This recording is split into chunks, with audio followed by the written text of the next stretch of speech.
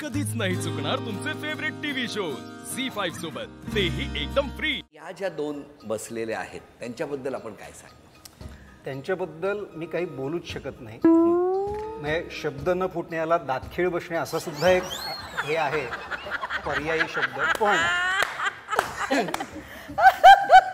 पण इतक्या गोड मुली आहेत ह्या मुली आणि इतक्या शिस्तबद्ध वर्तणूक आणि काय सांगू तुला।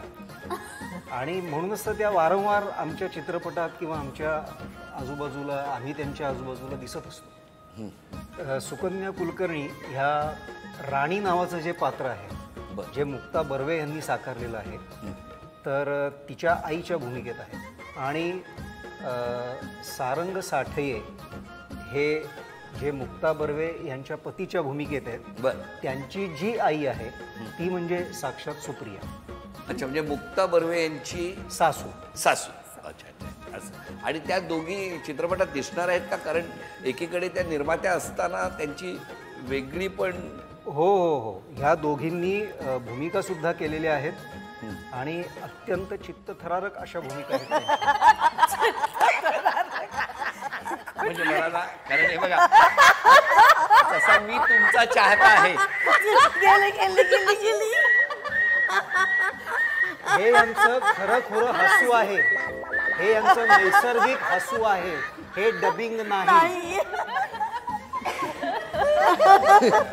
तर ह्या ज्या दोन चित्तथरारक भूमिका आहेत त्याच्याविषयी ऐकायला आवडेल। तर मुक्ता बर्वे यांचं जे प्रमुख पात्र आहे राणी या नावाचं, तर त्यांच्या या दोन सख्या आहेत, त्यांच्याबरोबर त्यांच्या बँकेमध्ये काम करणार आहेत आणि ह्यांच्याबरोबर आशा ज्ञाते ह्या सुद्धा एक अत्यंत रोमहर्षक पात्र करतात त्या चित्रपटातलं। आणि असा त्या चौघी जणींचा एक समूह आहे जो गप्पा गोष्टी करत असतो। शिवाय स्वप्नील जोशी जे आहेत इकडे, तर त्यांनी सुद्धा एक पाहुणे कलाकार म्हणून हजेरी लावलेली आहे। तेव्हा एकाच तिकिटामध्ये एवढी सगळी आकर्षणं तुम्हाला बघायला मिळतात। तिकीट एकच पण हे सगळेजण तुम्हाला बघायला मिळतात। बरं सर, आपण काय सांगाल या ज्या चौघी चार प्रमुख स्तंभ आहेत या चित्रपटाचे? आमचा दिग्दर्शक परेशनी जेव्हा आम्हाला हा सिनेमा ऐकवला तेव्हा त्याच्या डोक्यात त्यांनी जे कास्टिंग आम्हाला सांगितले तेच कास्टिंग आम्हाला लाभलं, हे आमच्यासाठी फार कमालीची गोष्ट आहे। अरे वा। कारण अनेकदा असं होतं ना की नटांना किंवा नट्यांनाही चित्रपट करायचा असतो पण कधी तारखा जुळत नाहीत, कधी बाकीच्या अडचणी येतात।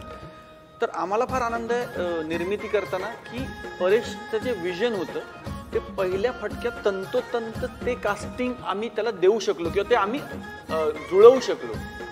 आणि मग परेशला जसा चित्रपट अपेक्षित होता तसा चित्रपट त्याला बनवता आला। सो या सगळ्यांची ताकद काय, अभिनेत्री म्हणून किंवा मधुमिंद्राची लेखिका म्हणून, हे सगळं आपल्याला माहिती आहे। त्याबद्दल मी नव्याने काही बोलणार नाही, पण इतकं नक्की सांगतो रसिक प्रेक्षकांना की तुम्ही ह्यांचं अमाप काम पाहिजे। आणि आता तुम्हाला असं वाटेल की आता ह्यांचं काय नवीन काम बघणार आपण, तर तुम्ही आवर्जून चित्रपट बघा। झी5 ॲप डाउनलोड करा आणि पहा सर्व एपिसोड्स एकदम फ्री।